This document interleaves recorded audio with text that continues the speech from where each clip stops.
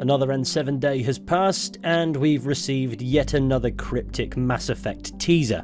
If I had a daily bingo card, every 7th of November there would indeed be something pertaining to a Cryptic Mass Effect teaser of some description these days, so I thought I would talk about it. After all, I really like the Mass Effect series and I do wish for it to continue. So for context, I think it was at the Game Awards there was a trailer a few years ago announcing that the Mass Effect franchise would indeed continue despite Andromeda not being the best received. And BioWare and EA have spoon-fed us cryptic messages since, but there really hasn't been anything huge being told, and those cryptic messages often line up with what fans refer to as N7 Day. It has no direct significance to the Mass Effect franchise, it's just that N7 is an iconic emblem within the Mass Effect universe, and therefore with the fan bases, and the 7th of November is a date that exists. By the standards of the American calendar, that's the 11th month, 7th day. And because November's name begins with N, therefore, it's N7 Day to Mass Effect fans. However, here in the sunny United Kingdom, we refer to it as the 7th of November, so that would be 7N, which just sounds like a motoring company coming up with a new name for their latest petrol hybrid death trap. What it is a day in which Mass Effect superfans share photos of their Garrus Vicarian body pillows, which yes is an actual product that BioWare has at least sold in the past, and readily anticipate whatever breadcrumbs of news BioWare might dish out. They've done it for the past couple of years, and this time around they had something else in store for us. A half-a-minute long in-engine teaser, as confirmed by BioWare executive producer Michael Gamble. And this teaser depicts a masked, female-looking character donning an N7 emblem on the jacket, and Mr. Gamble took to Twitter to tell us to look closely at this teaser, which could either be a red herring or a direct indicator that there are indeed things to analyse within it. Based on previous N7 Day teasers, this would not be alien. For example, one year we received a poster with a very clear depiction of the Geth, and that had people losing their beans. Then another year there was this image which appears to depict Ilium, and along with it a still image of what appears to be a mass relay that's slightly shaking while some ambient noise plays with a hidden message within it. This was descrambled by dedicated fans to reveal Liara saying some very vague statement. Exactly. The Council will be furious, although they should know by now not to underestimate human defiance. Accompanied by sounds akin to those produced by the Geth. This year we've received in-engine footage representing a game in development, but that isn't all. We also have this image, and of course another blog post issued to commemorate another N7 Day that also has some hidden secrets of its own. Firstly, I'd like to know how many years we're going to do this until there's an actual substantial announcement, but I do appreciate that it's juggling the interests of the fan demand for a constant BioWare input every 7th of November, and considering BioWare clearly thrive off of fan involvement, giving us little snippets to analyse and puzzles to solve is of course respectably engaging. So with that in mind, let's dive in and break down all the new juicy bits because I don't have anything else to do. Also, I did it for the other bits, so I might as well stay consistent for once. Of course, we have this wallpaper/poster of the character shown in the teaser itself. It gives me a sneaky feeling this might not be the player protagonist as such, but rather a character that actually exists within the universe as a fixed individual, but the obscuring mask makes it unclear as to who this could be. At the same time, that could suggest that it is a variation of the player protagonist. In other words, I've just spewed nonsense, there's nothing really to gather there besides from the fact that it's a cool design. However, she is donning the N7 emblem, albeit in an attire that isn't necessarily that of a soldier.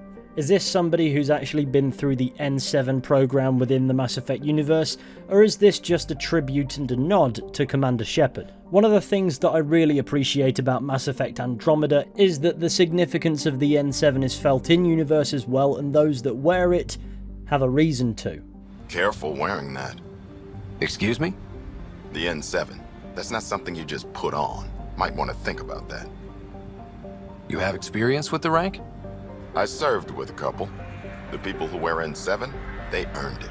So I'm inclined to believe that this character either is an N7 or the game is set so far in the future that the logo is outdated and merchandise now. But it's also on the gun. That'll be a really strange thing for merchandising. If you want to carry on the N7 as an icon of the brand, I think it would be interesting for Mass Effect to actually explore in more depth and detail just what it means, because it's interesting that Andromeda provided snippets, but the actual Mass Effect trilogy didn't really give it that much credence. It was just an emblem on Shepard's body. But of course we were given enough lore to know and understand that that meant that Shepard was a member of the highest proficiency of special forces that the Systems Alliance had, and with it gradually becoming more and more a recognisable icon of the brand, there's certainly room to explore and expand in that respect, and it would be interesting to see done. I really don't know what there is to break down in the actual teaser video outside of the character being present, but we do find ourselves in some kind of hangar here, and if the outside, or at the very least the little we get to see of the outside, is to be believed, it appears as if this is some form of city, as indicated by the passing shuttles and things, and also the presence of what appears to be a skyline out the windows. However, it's very unclear as to which city this might actually be, or where in the Mass Effect universe it actually is. I'm assuming it's somewhere in the Milky Way. It appears as if all the promotional material thus far suggests that we are returning to the Milky Way, so I'm going to run with that assumption, but it appears to be a very windy, dusty environment, so it could be somewhere entirely new, or a state of progression on a world that would now be unidentifiable from how it was presented in the trilogy.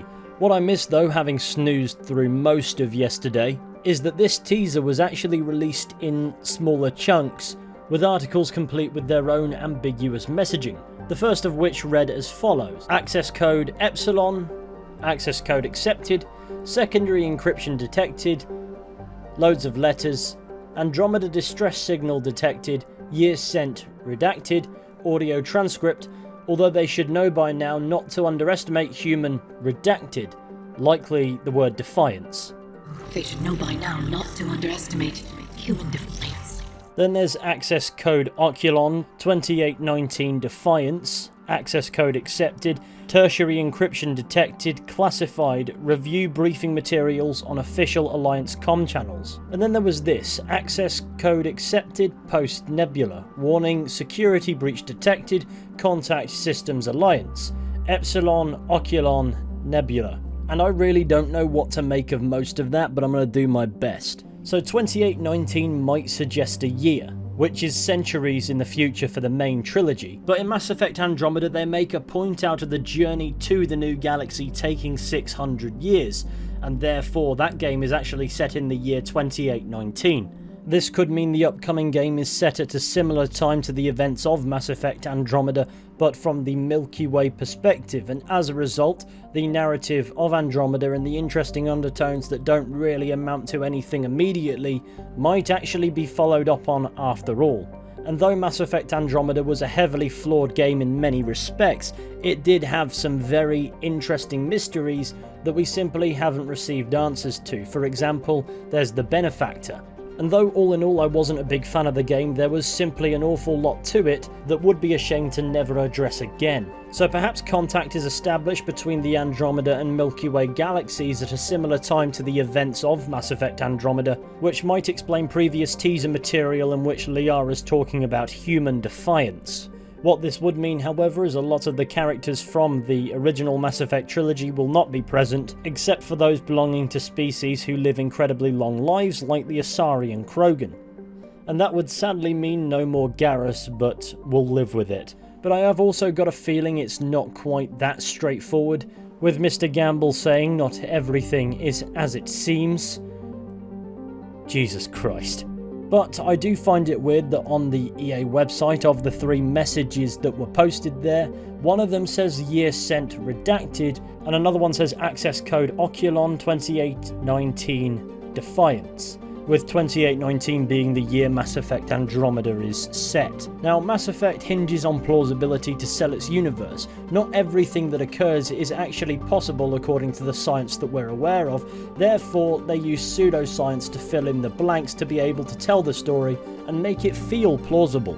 So what if there's some pseudo-scientific thing occurring with time which allows for effectively 2 different years to occur at once? and by that I mean 2 years the best part of 6 centuries apart. It is ridiculous, but I thought I'd throw that loony theory out there so that it's, well, out there, and maybe the groundwork for how that could possibly come to occur has already been laid. In Mass Effect Andromeda we have the Scourge, which is described as a dark energy cloud that defies understanding by contemporary science, that being science in universe. And dark energy is also explored in Mass Effect 2, in which a star has aged far too rapidly, possibly as a result of something to do with dark energy. Mass Effect 3 doesn't do much with that potential tin of worms, but it was interesting that somehow it appeared to be leading somewhere and then suddenly it wasn't. So maybe as a result of something to do with dark energy, there are some utterly loopy things going on with regards to space and time. But that's something for people far smarter than me to discuss, I feel.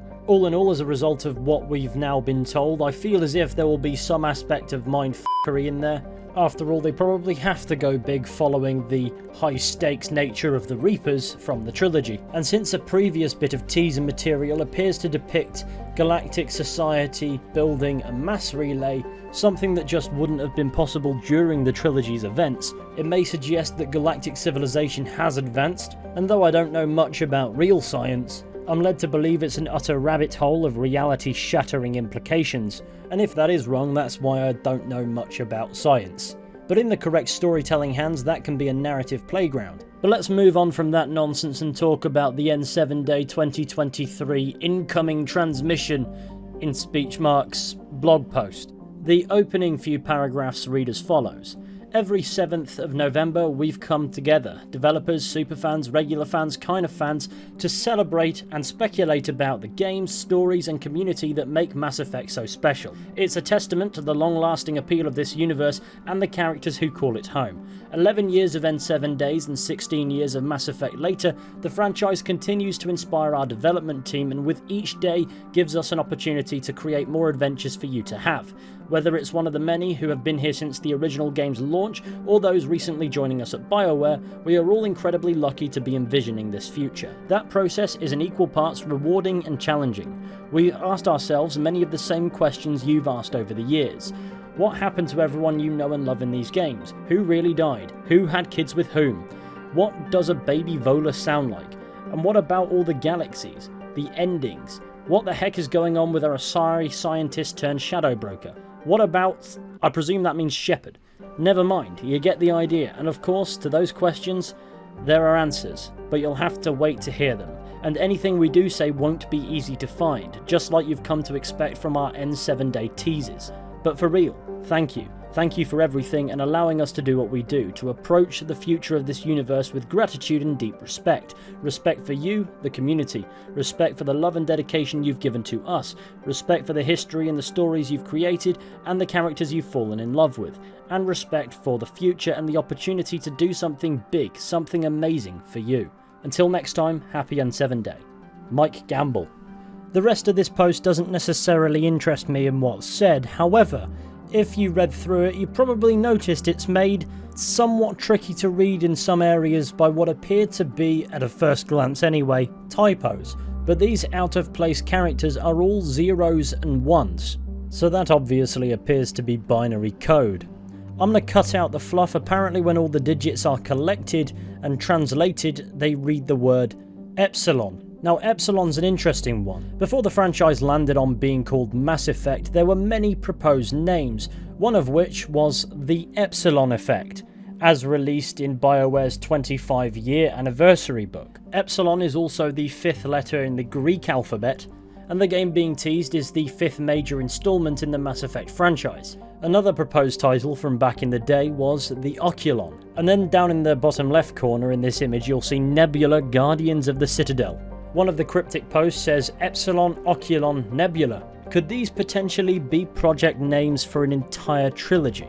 With this next Mass Effect game being known at the very least internally as Epsilon. I mean, Mass Effect Epsilon wouldn't be a terrible title, and the 4th Mass Effect game being called Mass Effect Andromeda really sells the idea that we're sticking with subtitles rather than going back to numbered titles. But I'm sure we'll get to the bottom of that at some point in the next however many years until this game is actually ready to actually be shown. But before we conclude, there is one thing that I'm yet to mention about this wallpaper. Within the silhouette there is a scene. It looks like a bog standard futuristic Mass Effect nightclub, and you can already hear the music that's playing because it's probably that ingrained into your mind from the Mass Effect trilogy. Over here we appear to have a Geth priest, and perhaps more importantly an Angaran from the Andromeda Galaxy around a table. Of course, the implication is that it's possible the Milky Way and Andromeda Galaxy may now have some sort of functional means to travel between them. That or there was an ark full of Geth we didn't know about. Oh, hi Turian, that looks an awful lot like Garrus. Now I'm officially awfully confused. If this is Garrus, maybe there's some credit to my soft time travel theory after all. Besides that, we've got Blasto over here planning to save his blood brother in the tank. I really don't know what to make of this, to be honest, but even at a glance it's full of interesting detail. Be sure to use the comment section to inform me of any details that you found within it that I am yet to find. But anyway, I'm going to wrap today's video up here. What do you make of it all? Again, that's what the comment section is there for. Thank you all for watching. I hope you enjoyed and at least found this video to be insightful. If you did, be sure to go ahead, leave a like, subscribe, share the channel with your friends and all that wonderful stuff if you want to. It would be massively appreciated. And with any luck, hopefully I'll be seeing you all very soon with another video at some point. But until next time, please take care and goodbye.